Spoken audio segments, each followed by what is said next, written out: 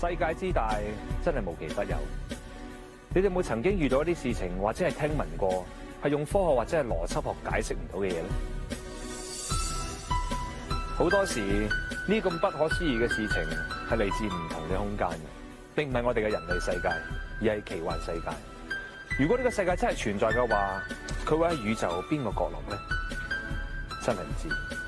我淨係知道奇幻世界裏邊咩事都可能會發生，當中你同我都可能會成為主角。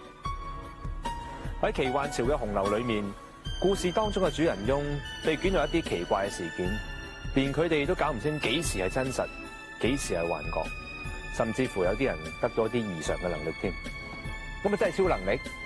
如果俾我揀一種超能力嘅話，我希望可以瞬間轉移，因為瞬間可以到唔同嘅地方啊嘛。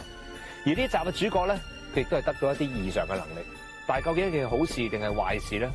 不如咁咧，我哋一齊進入奇幻潮嘅世界裏邊，話唔定可以揾到答案。